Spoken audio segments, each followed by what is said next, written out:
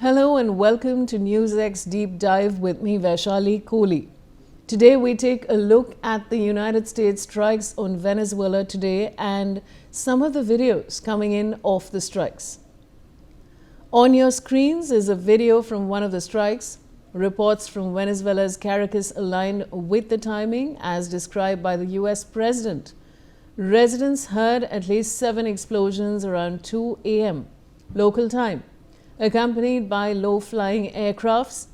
Areas affected included military installations such as Fuerte Tiuna, Venezuela's largest military complex, the Generalissimo Francisco de Miranda Air Base, La Guaira Port, Higuerote Airport, and communication antennas on Cerro El Volcán, listening to the strikes. Acaban de explotar el 4F. Mira, mira.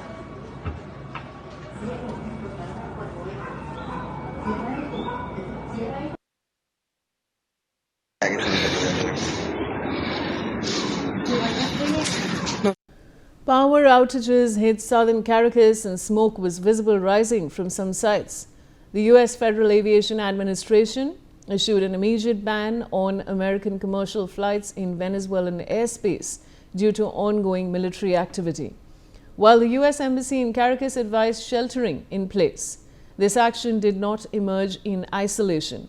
It built on months of intensifying U.S. pressure under the second Trump administration, framed primarily as a counter-narcotics campaign against what officials called narco-terrorist networks linked to the Maduro government.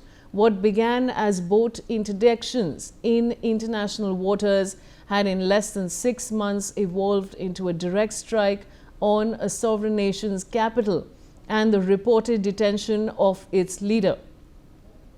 On your screens is another video from Caracas. This one was captured from a local resident clinging to their window, shocked with what they were witnessing.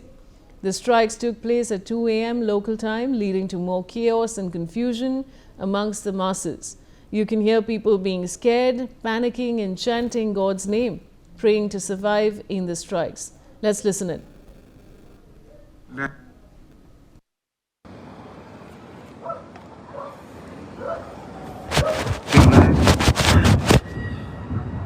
Hay un bombardeo. Ok, levanta Braina.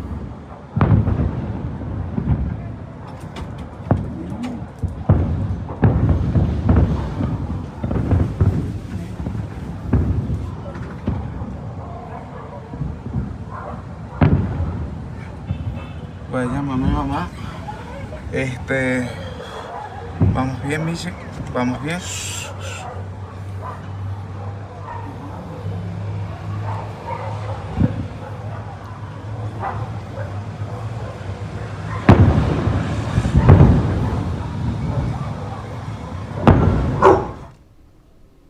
The next video is enough to understand the gravity of the situation. This video is from Caracas, where you see not 1 or 2, but multiple blasts occur one after another, with drones and missiles targeting several buildings in an area. Let's listen in.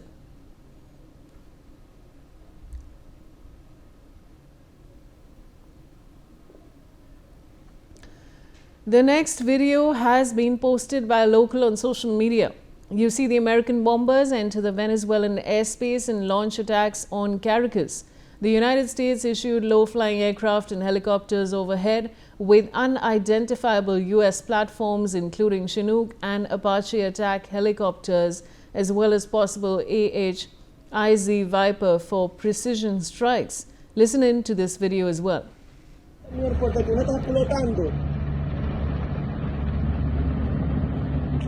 Mierda, marico, se prendió el peo en esta mierda, ¿oyó?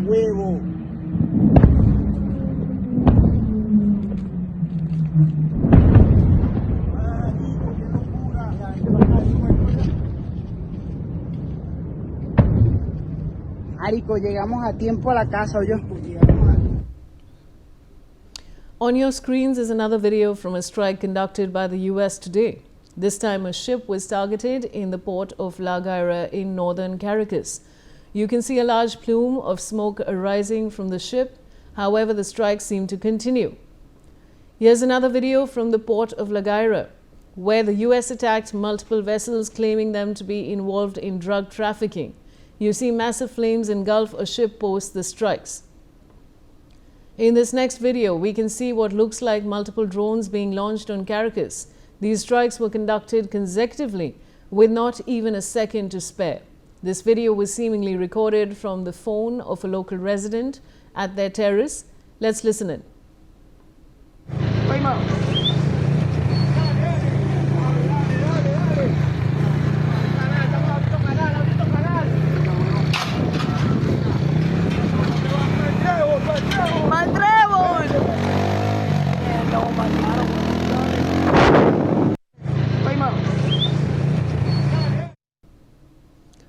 Here's another frightening video from Caracas. This video was caught on camera of a local resident just leaving after a fun night with their friends.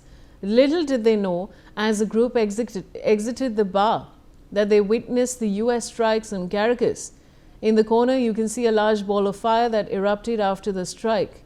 This, of course, created panic among the residents, who soon took to the streets looking for a safe place to hide.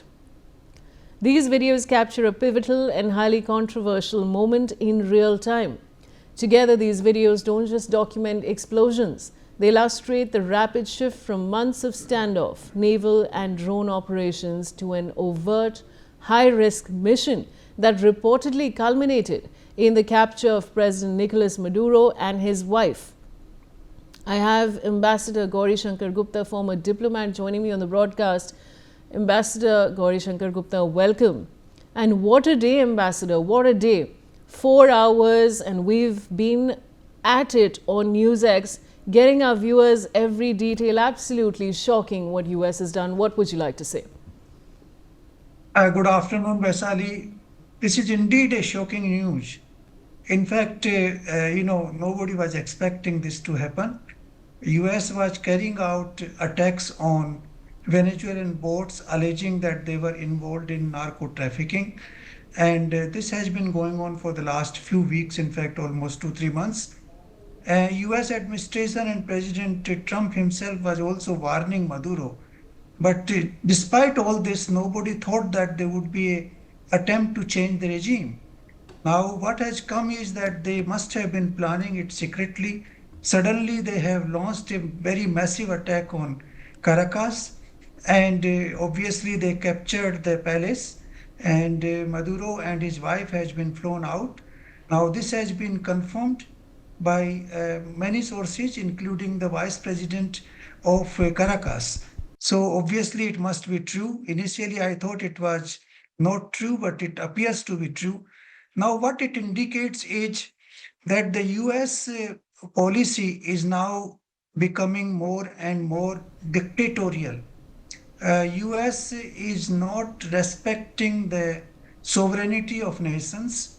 They are going against the Charter of the United Nations.